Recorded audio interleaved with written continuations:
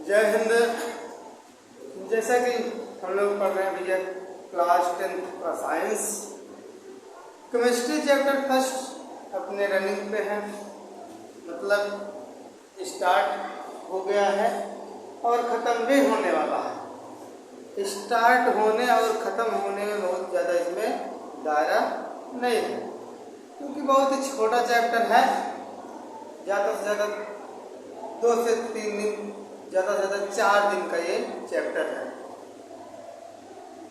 तो इसलिए लगभग जहाँ तक उम्मीद करते हैं आज ये चैप्टर समाप्ति की ओर होगा। थोड़ा सा हम बताना चाहेंगे आपको जो इसके पहले कुछ रिएक्शंस पढ़ा चुके हैं उनके बारे में। फिर उसके बाद आपके सामने हेडिंग तो चमक ही रही है, उपचयन, ऑक्सीकरण एवं अपचयन क्रियाएं। फिर इसको साइड में थोड़ा करते हुए हम बताएंगे सबसे पहले आपका संयोजन या योगात्मक क्रिया क्या है। वे क्रियाएं जब कभी 2 या 2 से अधिक पदार्थ मिलकर कोई एक नया पदार्थ बना दे, उस क्रिया को क्या बोलते हैं? संयोजन क्रिया। जैसे आपको बताएं S प्लस O2 ये क्या है?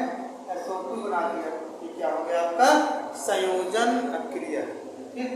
फिर उसके बाद आपका आता है भैया, इसके बाद इसी में संयोजन क्रिया हो गया। दूसरा अगर हम बात करें, जैसे कह दिया जाए आपका विस्थापन, क्या हो गया? विस्थापन क्रिया क्या होता है? वे क्रियाएं जिनमें कोई पदार्थ होगा, 2 पदार्थ होंगे या 2 यौगिक कह लें, उनमें से किसी एक यौगिक में कोई किसी एक यौगिक का कोई परमाणु या परमाणु का समूह किसी दूसरे पदार्थ या यौगिक के परमाणु या परमाणु के समूह के स्थान पर आ जाता है, तो इस प्रकार की क्रिया को हम विस्थापन क्रिया कहते हैं, सब्स्टिट्यूशन रिएक्शन कहते हैं। जैसे कह दिया जाए Fe प्लस CuSO4, इसमें जरा देखिएगा भैया Fe है, CuSO4 है। अब क्या हो रहा है? ये Fe इसके साथ आ जाएगा और Cu हट जाएगा।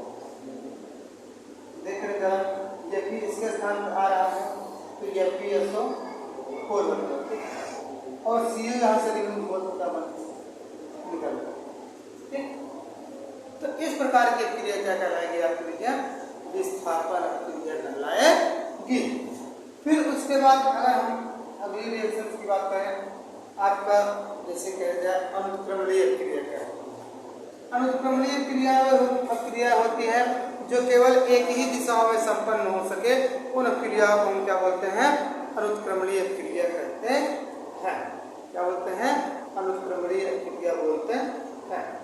जैसे आपका बहुत सारा एग्जाम्पल है, जैसे अगर हम कहें कि यही एग्जाम्पल जो आपका है, सल्फर प्लस ऑक्सीजन मिला दिए क्या बन गया? SO2 बन गया।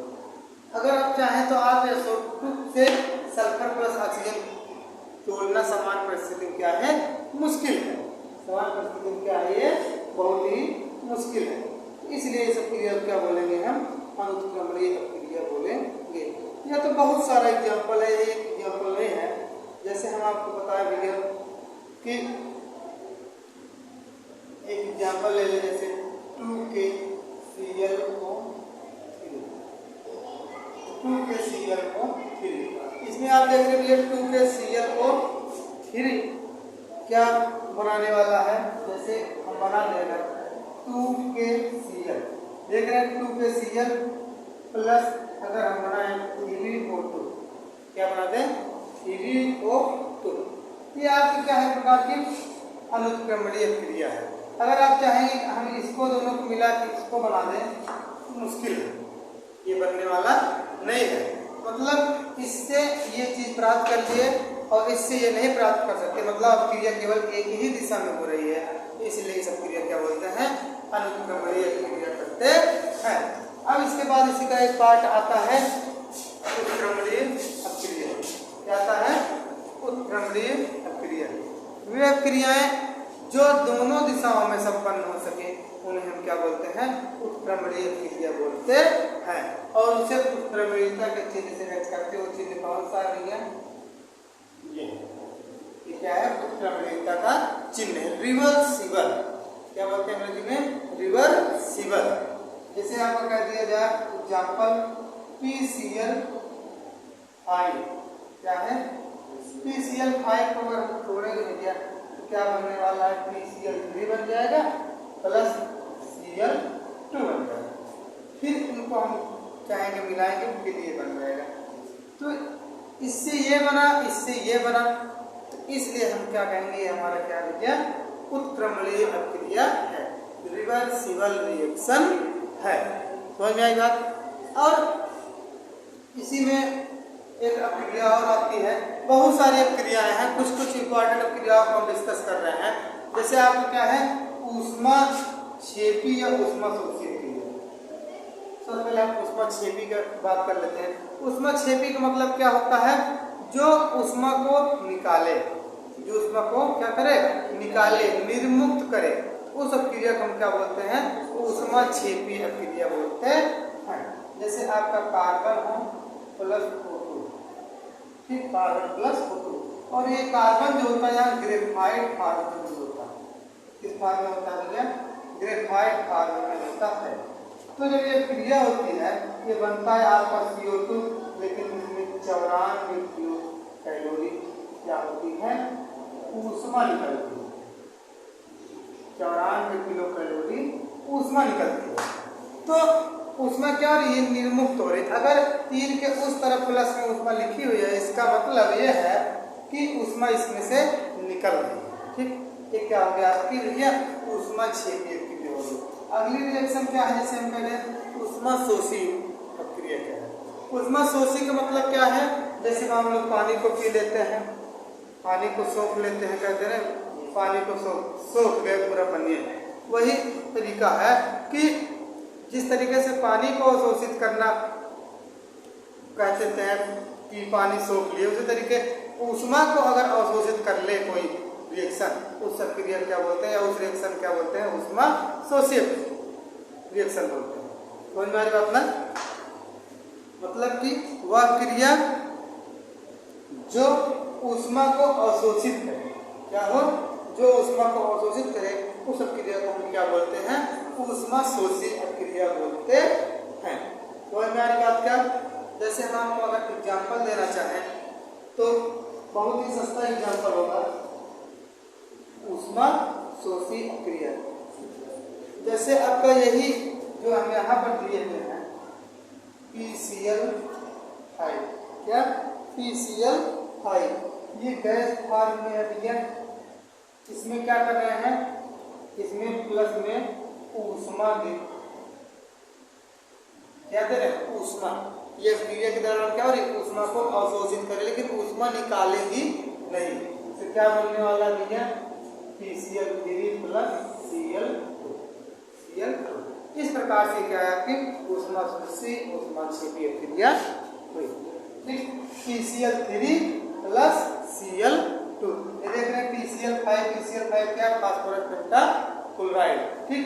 ये ऊष्मा को अवशोषित किया तो PCl3 हो गया, और 2 क्लोरीन बचा तो Cl2 हो गया, ठीक। कोई दिक्कत किसी को, हाँ ठीक।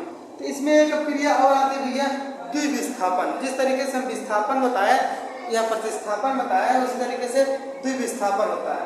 चलो देखिए कि यहाँ ऊपर बता दे रहे हैं 5 7। द्विविस्थापन क्रिया क्या होती है, कोई ऐसी क्रिया होगी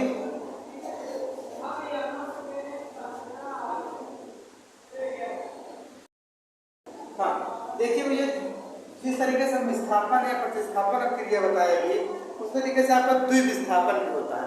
द्विविस्थापन मतलब कोई उसमें ऐसी क्रिया होती है कि जिसमें आपस में पदार्थों के आयनों की अदला बदली हो जाती है, पदार्थों के आयनों की अदला बदली हो जाती है। तो इस प्रकार की क्रिया को हम क्या बोलते हैं, द्विविस्थापन क्रिया बोलते हैं। क्या बोलते हैं भैया, द्विविस्थापन क्रिया बोलते हैं।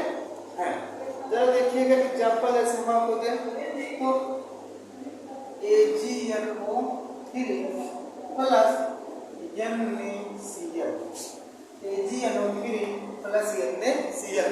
इसमें देखिए भैया इसका NO3 इसके पास चला जाएगा, इसका Cl इसके पास आ जाएगा, या इसका कह लो Ag इसके पास आ गया और Na इसके पास आ गया। ठीक, कुल मिला के आयनों की अदला बदली ही हो रही। जब देखिए इसको नीचे लिखना है, शायद ध्यान दिखता नहीं होगा, तो इसमें से क्या होगा, इसका Ag इसके पास आ रहा है तो क्या बनेगा AgCl प्लस NaNO3। ठीक, ये क्या है भैया, दोनों में विस्थापन हो रहा है। अभी तक ये वाली जो थी पढ़ाई हमने विस्थापन, केवल ये गया इसमें से हट गया, एक ही विस्थापन हो, लेकिन इसमें क्या हो रहा है, दोनों में, इसका भी इसके पास जा रहा है, इस वाले का भी इसके पास आ रहा है, तो दोनों में आयनों की क्या हो रही, अदला बदली हो रही। देख रहे हैं ना, Ag इसके पास चला गया, ये इसके पास चला गया, वो कहा हमको Ag पसंद है, वो कहा हमको Na पसंद है, आपस में अदला बदली कर लिए, हो गई विस्थापन क्रिया। ठीक, इस प्रकार से हम कितने रिएक्शन को हम आपको पढ़ा चुके थे अगले लेक्चर्स में। तो आज हम बात करने वाले हैं भैया उपचयन बोले या ऑक्सीकरण बोले या अपचयन अक्रिया। ठीक, उपचयन ऑक्सीकरण या अपचयन अक्रिया, ज्यादातर इसको ऑक्सीकरण अपचयन बोलते हैं, लेकिन उपचयन भी बोल लेते हैं, तो कोई दिक्कत नहीं होनी चाहिए। ठीक, इसका आप एक बार स्क्रीनशॉट लीजिए, फिर उसके बाद हम विचार करें। ठीक,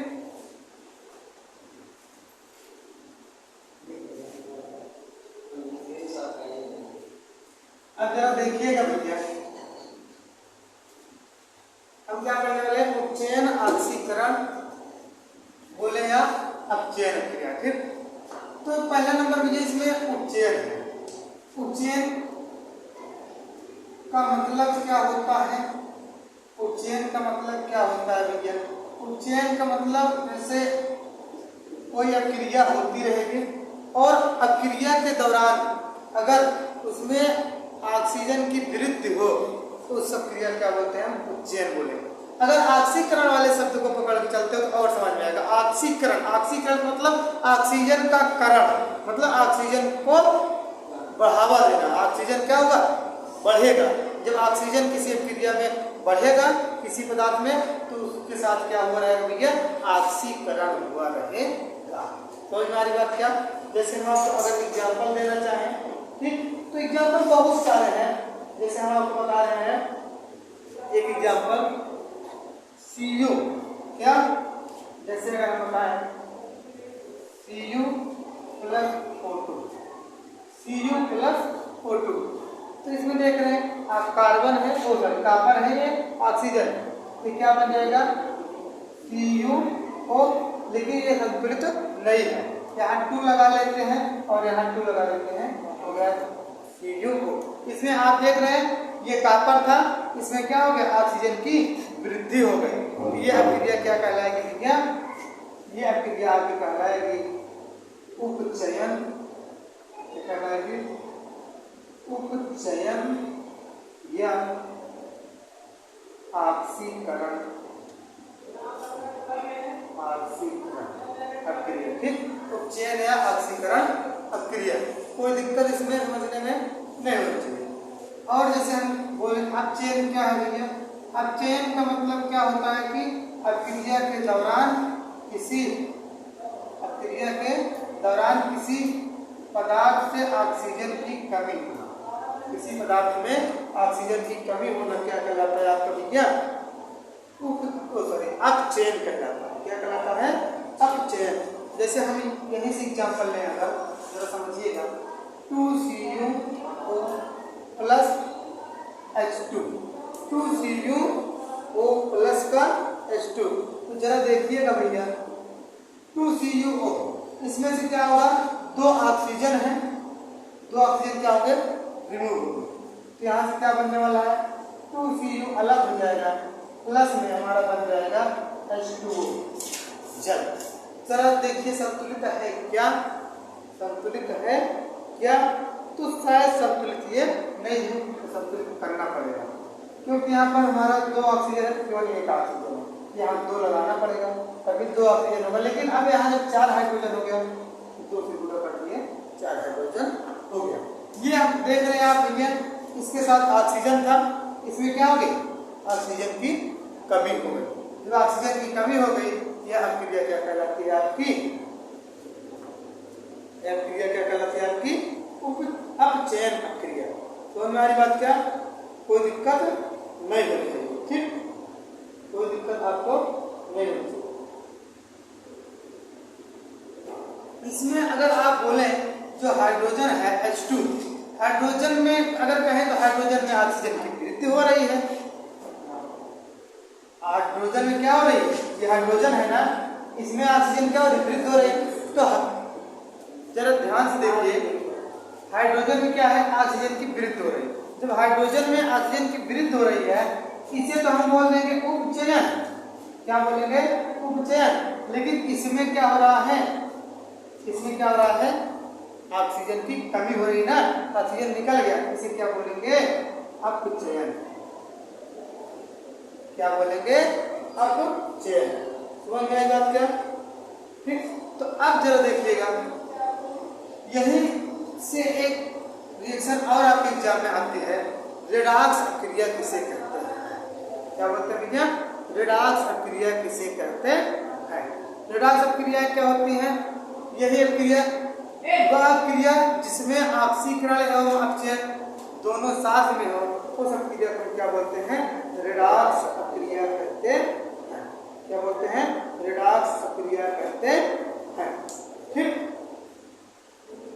जैसे हम आपको एग्जाम्पल दे ही दिए हैं सामने, ठीक, एग्जाम्पल आपके सामने है, इसको लिखिए या नहीं तो और हम बता रहे हैं, एक बार इसका आप स्क्रीनशॉट लीजिए, फिर उसके बाद हम आगे बात करते हैं, ठीक। अब लिखा रहे हैं,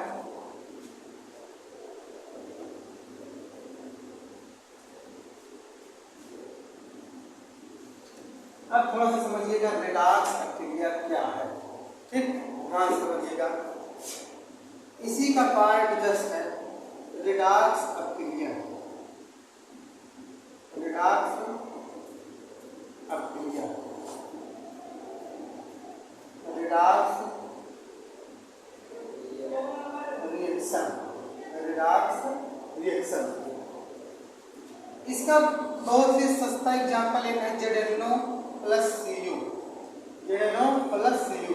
इसमें देखिए भैया बहुत ही इंपॉर्टेंट है, ये आपके एग्जाम पॉइंट से बहुत ही इंपॉर्टेंट है, लगभग लगभग आता ही रहता है।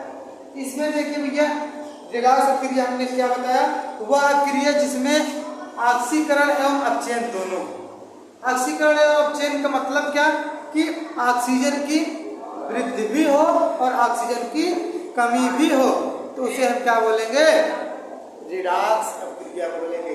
इसमें देख रहे हैं आप भैया, जब यहाँ से ये Zn है, इसमें से क्या बनने वाला है, CuO बन गया प्लस Zn बन गया, CuO बन गया प्लस Zn बन गया। इसमें देख रहे भैया ऑक्सीजन से क्या हो गया, ऑक्सीजन ZnO से ऑक्सीजन निकल गया, तो ऑक्सीजन की निकलने के बाद ऑक्सीजन की कमी हो जाएगी। ऑक्सीजन की कमी होना क्या कहलाता है भैया, अपचयन। क्या कहलाता है, अपचयन कहलाता है। अभी जस्ट हमने पहले इसको बताया, इसमें आप देख रहे हैं कॉपर था, ऑक्सीजन की वृद्धि हो गई, ये ऑक्सीजन है ना, इसमें ज्यादा हो गया, ये ऑक्सीजन की वृद्धि होना क्या कहलाता है भैया, उपचयन। क्या कहलाता है, उपचयन या ऑक्सीकरण, उपचयन या ऑक्सीकरण। समझ में आई बात क्या, कोई दिक्कत किसी को नहीं होनी चाहिए, ठीक, कोई भी किसी प्रकार की दिक्कत आपको नहीं होनी चाहिए। तो थोड़ा सा समझिएगा भैया, लगभग ये चैप्टर आपकी समाप्ति की ओर है।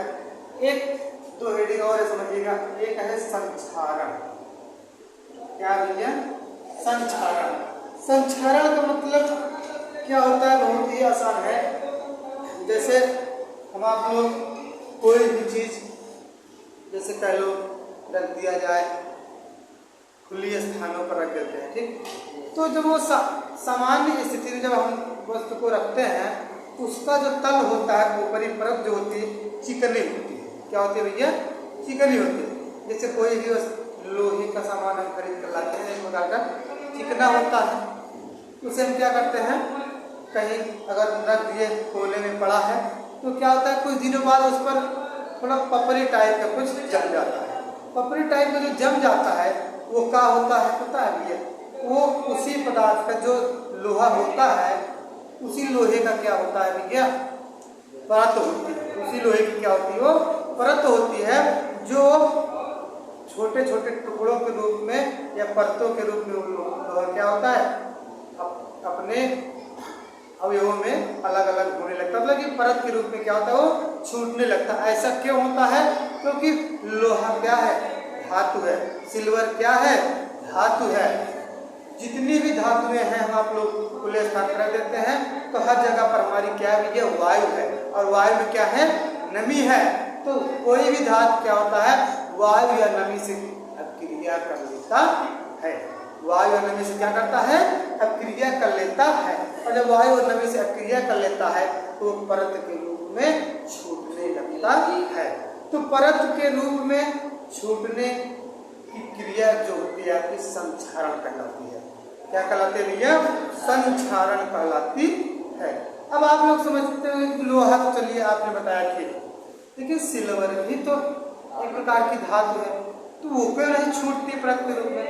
वो छूटती तो नहीं है भैया, लेकिन उस पर आप देखते होंगे काई जैसा कुछ ब्लैक ब्लैक का जम जाता है, या कुछ नीले कलर का या काई कलर का जैसे हरा हरा सा जम जाता है। ठीक, चांदी है, खरीदते हैं तो एकदम सफेद रहता है, लेकिन कुछ दिनों बाद वो गंदा हो जाता है। क्यों?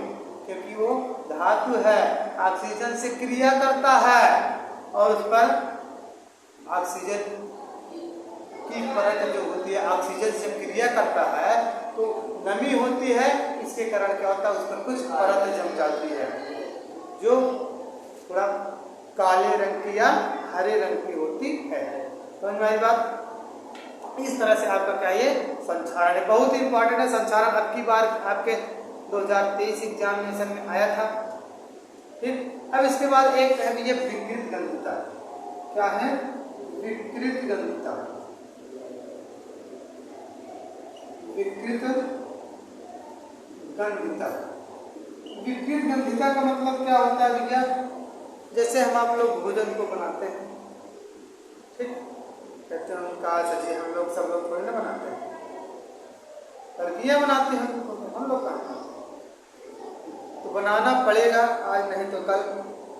पढ़ोगे कहीं बाहर रहोगे तो बनाना तो पड़ेगा। तो छोड़िए सब बातें। तो भोजन जब हम लोग बनाते हैं तो कभी कभी देखते हैं, जैसा कि अभी जो मौसम चल रहा है गर्मी का, सुबह का भोजन शाम 4 बजे 5 बजे तक क्या होता है, खराब होने लगता है। क्या होता है? खराब होने लगता है। उसका स्वाद क्या होता है, बदल जाता है। उसकी सुगंध क्या होती है, बदल जाता है। कलर में भी कुछ चेंजेस आ जाते हैं। तो किसी खाद्य पदार्थ के स्वाद, रंग, रूप, सुगंध में होने वाले परिवर्तन को हम क्या बोलते हैं, विकृत गंधिता बोलते हैं। जैसे हमने बताया ही आपको, भोजन बना के रख देते हैं, शाम तक हो जाता है। शाम को पता लगा आप कोचिंग से गए या स्कूल से आए, 4 बजे छुट्टी हुई तो खाना जो है बेकार हो गया।